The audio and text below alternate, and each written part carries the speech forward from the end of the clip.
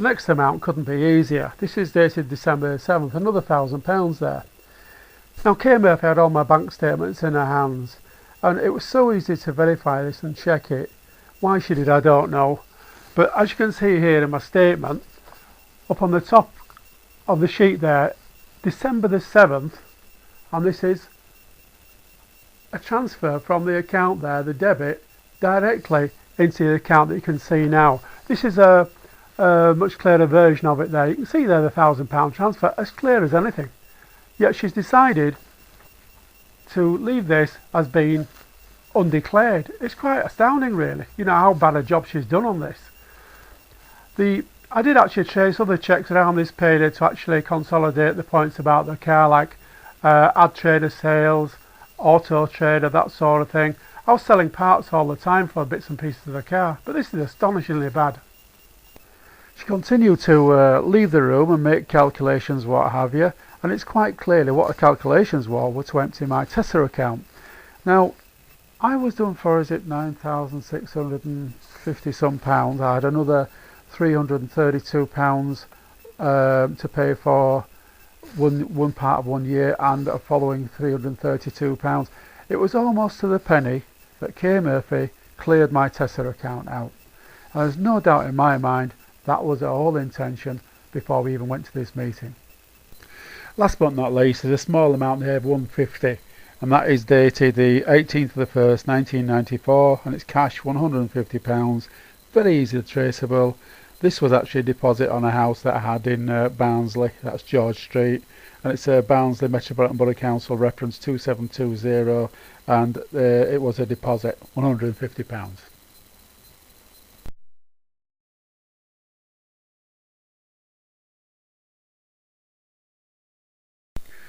Now, during the course of this investigation with Murphy, I was accused of being a car dealer, which is absolute total rubbish.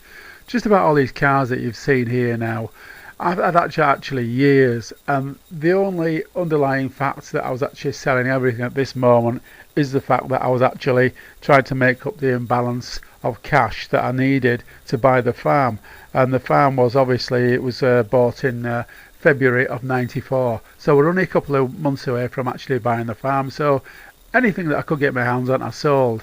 Now all your private stuff, such as these cars here and the collection that I'd had for quite a long time, should not be entered in your inland revenue accounts. It's absolutely absurd. I mean, anything that you buy, or anybody that may buy, you don't have to pay tax on it twice. This is absolutely ludicrous.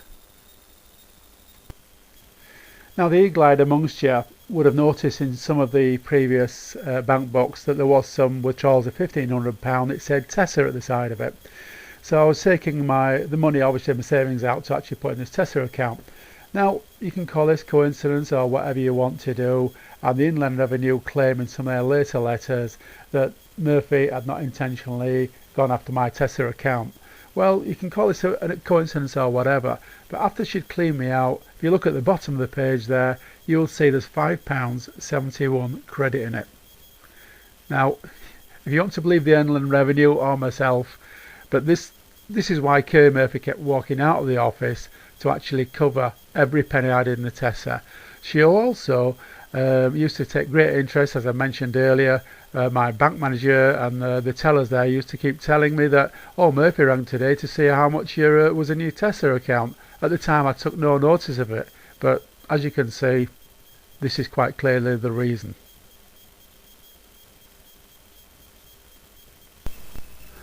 Just coming up now is a couple of scanned in photographs of my checkbooks, just to prove that all what I said earlier about the payments to the cars and the adverts and what have you, it's all here. I mean, the pictures probably aren't very good, but if you saw the real thing, there's no problem. I could actually do them individually, but I didn't think it necessary at this stage. Finally, I'm going to show you now the letter of the Commissioners, which was signed on the 24th of the 7th 97.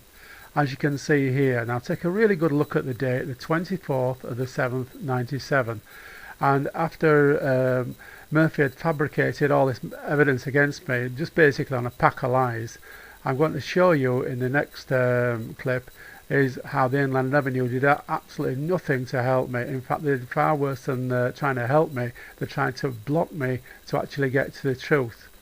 Now, all these letters you see here, it was all the culpable evidence supposedly that Murphy made up on the day 24th of the 7th 97. But what she did, she changed the date on the document, as you can see here on the top, and she reintroduced it 2 months later. But I'm going to show you all that evidence now.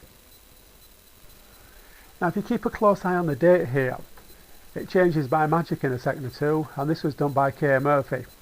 I didn't get to see this document until I complained through an MP, Mr. George Moody, and we met with the South Yorkshire Inland Revenue Authority, the Complaints Authority. As you can see, the date's been changed there to the 9th.